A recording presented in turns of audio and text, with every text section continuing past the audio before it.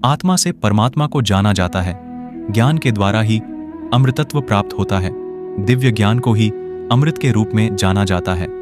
सत्येन लभ्यस्तपसा ह्येष आत्मा सम्यक ज्ञानेन ब्रह्मचर्येण। तप, सत्य, ज्ञान और संयम से आत्मा की प्राप्ति होती है, जिसे ईश्वर की अनुभूति होती है।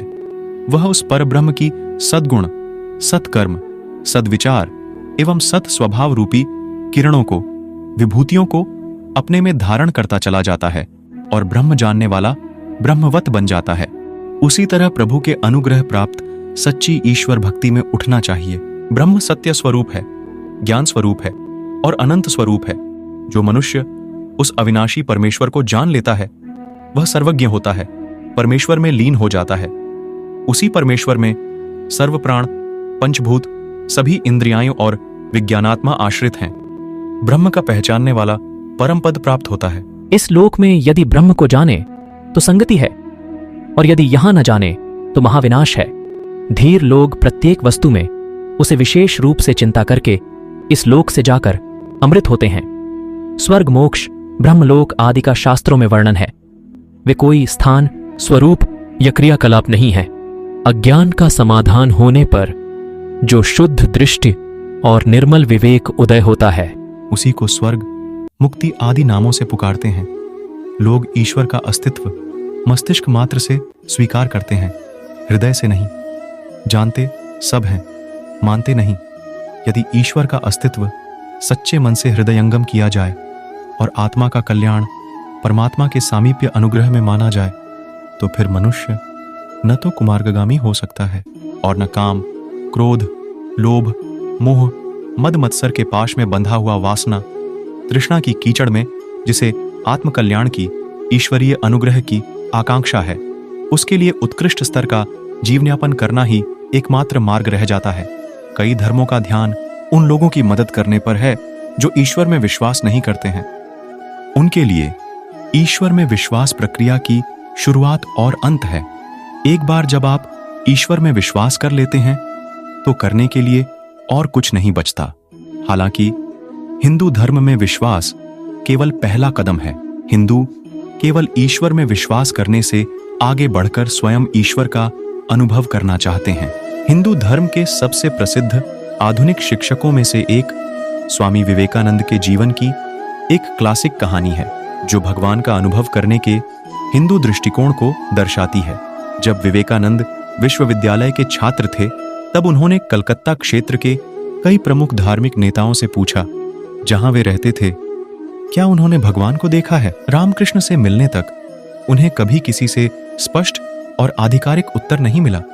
संत से अपनी दूसरी मुलाकात के दौरान उन्होंने सवाल पूछा, सर, क्या आपने भगवान को देखा है? श्री रामकृष्ण ने शांति से उत्तर दिया, हाँ, मैं उन्हें ऐसे स्पष्ट रूप से देखता हूं जैसे कोई अपने हाथ की हथेली में एक सेब को देखता है। नहीं, और भी अधिक ध्यान से तुम देख सकते हो। इससे युवा विवेकानंद बहुत प्रभावित हुए, जिन्होंने शीघ्र ही श्री रामकृष्ण को अपने गुरु के रूप में स्वीकार कर लिया। रामकृष्ण युवा साधक को ईश्वर में विश्वास से परे ले जा रहे थे और ईश्वर के प्रत्यक्ष अनुभव की ओर इशारा कर रहे थे। यह स्पष्ट है कि ईश्वर में हिंदू का विश्वास ईश्वर के अंतिम अनुभव की ओर एक कदम मात्र है। दूसरा बिंदु यह है कि हिंदू धर्म में ईश्वर का अनुभव पूर्ण ईश्वर प्राप्ति के अर्थ में जीवन का अंतिम लक्ष्य है। यह एक ऐसा अनुभव है जो अंततः हम सभी को तब प्राप्त होगा जब हमारी आत्मा पर्याप्त आध्यात्मिक परिपक्वता हासिल कर लेगी। यह वह अनुभव है जो हमें पृथ्वी पर पुनर्जन्म लेने की आवश्यकता से मुक्त करता है।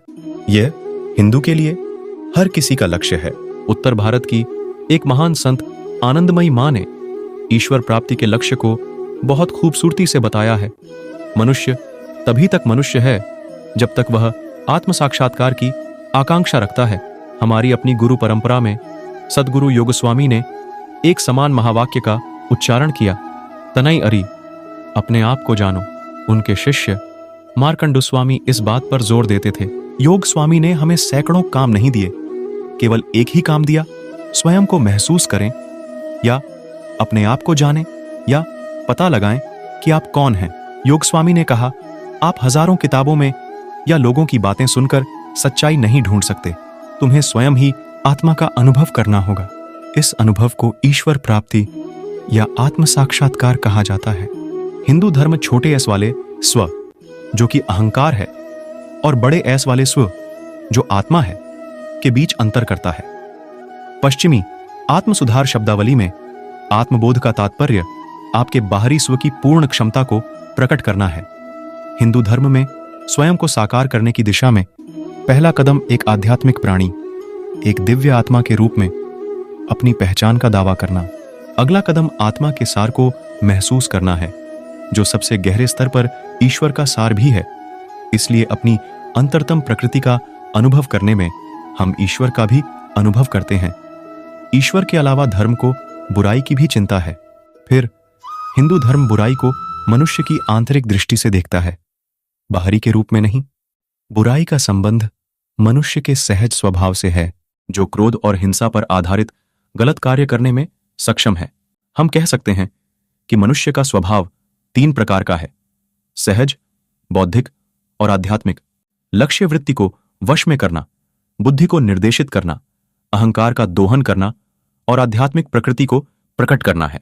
यद्यपि कई व्यक्ति ईश्वर को देखने के विचार से प्रेरित होते हैं। ऐसा इसलिए है क्योंकि वे किसी भी तरह ईश्वर की उपस्थिति के बारे में 0% जागरूकता से लेकर ईश्वर की उपस्थिति के बारे में 100% जागरूकता तक पहुंचने के बारे में सोचते हैं।